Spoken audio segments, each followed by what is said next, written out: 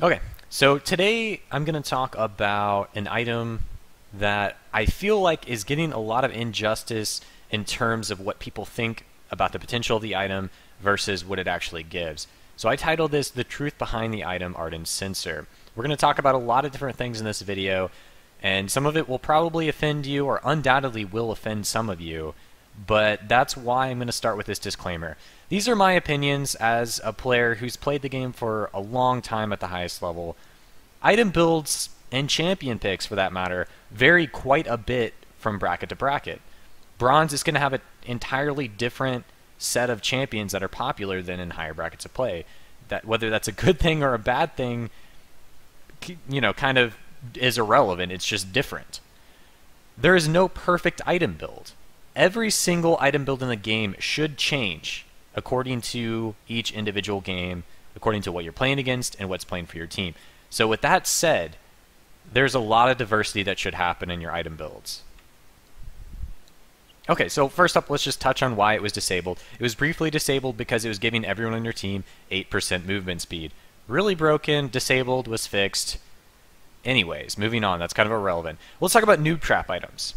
Now, noob trap items, as its definition, these are items that are situational, but to an inexperienced player, these seem like really dang good items. And it can lead to a lot of confusion, and players thinking that certain item builds are superior, and just a lot of weird things going on. And I just want to touch on this. There are a lot of quote-unquote noob trap items. Let me go into more detail talking about the word noob trap. This doesn't mean that noobs build this item. This just means, or this is rather just a phrase, that inexperienced players sometimes build items for the wrong reasons. And there are a lot of items in the game that seem really, really good on the surface and feel an appeal to a lot of players, but to a higher level player or the highest level players, they are viewed as noob trap items. And I have 3 of them up here that are just, in my opinion, the 3 big noob trap items, but we're going to go into and focus on Ardent Censor.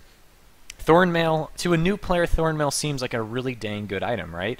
I mean, heck, in the tutorial, it tells an Ashe to build a Thornmail. Now, that's kind of irrelevant, but it's just kind of funny that that's in the tutorial of the game, and kind of adds to a lot of misinformation that goes around. Anyways, I'm going to talk to you about why Ardent Censor is actually a noob trap item. So, when most people see the new item Ardent Censor, they don't really focus on the stats that Ardent Censor gives. Give some ability power, some mana regen, and some cooldown reduction. Rather, they don't see what Ardent Censor should have to be a good support item. They really only focus on the passive of the item.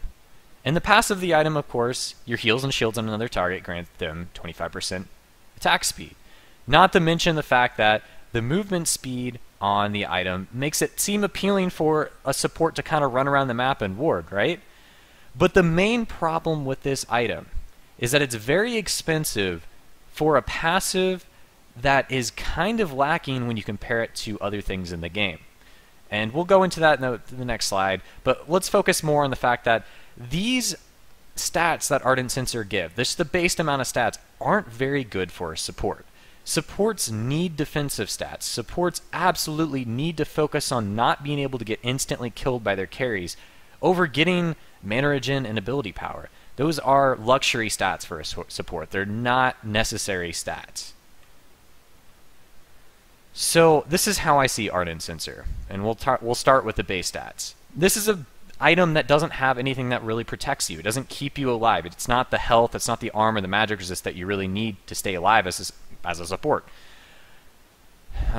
Forbidden Idol. I mean, an item with cheap cooldown reduction, there are enough support items with cooldown reduction on it. You need to get health, magic resist, and armor. You need just ways to stay alive. So with that in mind, if I need mana regen, I'm just going to go Chalice on support, because that's going to build into Mikhail's later in the game, and it's also really cost efficient for what it gives. This item is very, very ridiculously expensive. 2,200 gold for this item. When you can buy other defensive items for a cheap amount of gold, I really don't see Ardent Censor being an item you should ever rush. And the problem is a lot of players are rushing Ardent Censor. And that's a big no-no because, like I said, defensive stats are what you should really be focusing on. So going into the next part, Aetherwisp, I think that's how you pronounce it, it really is not a good item to buy by itself for support to begin with. It's something in and of itself that I don't even really want to go into, but it's just not a good item to have when you're just picking up, you have 950 gold as a support. The attack speed on the passive really reminds me of Stark's Fervor, and if you played the game for a long time, you remember the item Stark's Fervor. It was hella OP at the time, gave everyone on your team some awesome stats, but really an item like that, if this was an Aura, if it just gave everyone on your team 25% attack speed, obviously it would be way, way better than it actually is, because this is something that can only proc on basically ability use. So, in my opinion, this passive to begin with isn't good unless you can proc it on multiple targets on your team on a low cooldown. And the final thoughts for this slide. Defensive stats are better than offensive stats on supports, or rather, you should prioritize defensive stats on supports over offensive stats. Even if you were playing something like Janna, you still need to get defensive stats, because if that carry gets on you for half a second, if you don't have any health or armor or magic resist from items, you will die, and you will feed just about the same amount of gold as anyone on your team will give.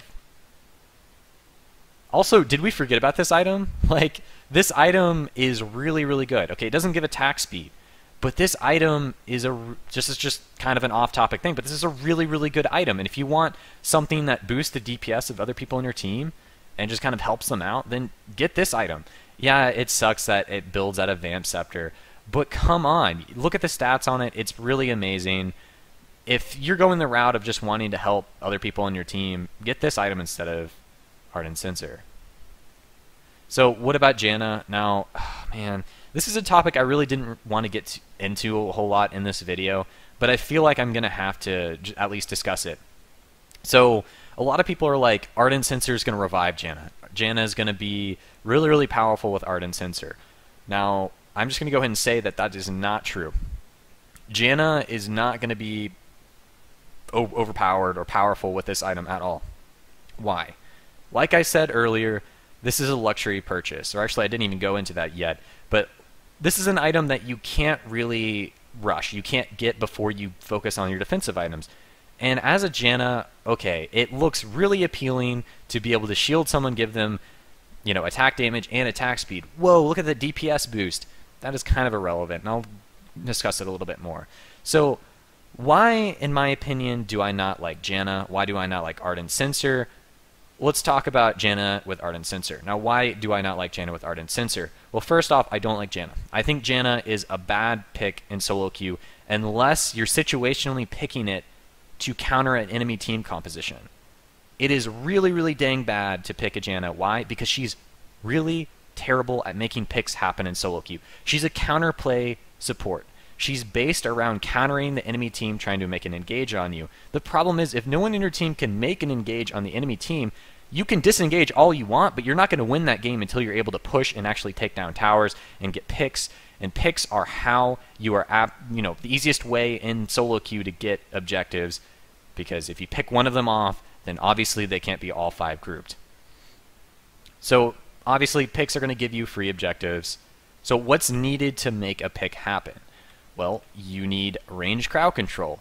A good example of this would be Thresh's Death Sentence, Blitzcrank Grab, Leona Zenith Blade, Grasping Roots on Zyra. There are a lot of different supports in the game that are really good at making picks. Now, Janna is not one of them. You can throw a tornado at them, but it's not going to be nearly as effective as any of these other supports, let alone the ones I didn't even mention.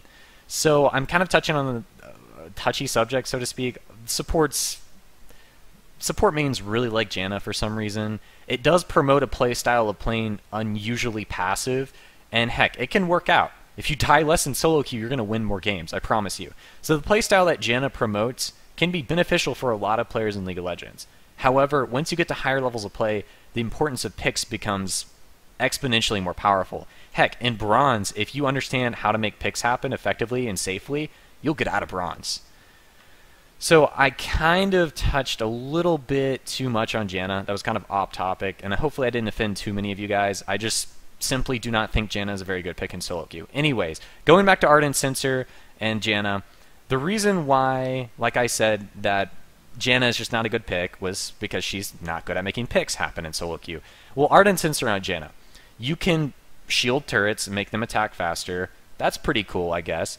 But it just goes back to the same thing. Well, I guess if you're absolutely going to play Janna, then you can get Ardent Censor later into the game, and it would still be a cool item to get on Janna, but it's just like, oh well. It's a luxury purchase. I mean, if you're winning that game as a support, if you have an obscene amount of gold, then you're already winning.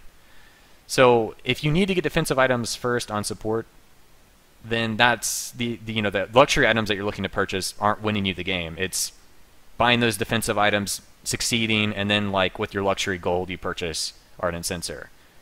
So champions that would benefit really well with Ardent Censor, going more into that topic, would be champions with low to medium cooldown AoE shields or heals. Janna Ultimate could proc this, but then again it's used mostly as a disengage, so by the time you're knocking everyone away and giving your team all of that attack speed, the position of the team fight's kind of moved.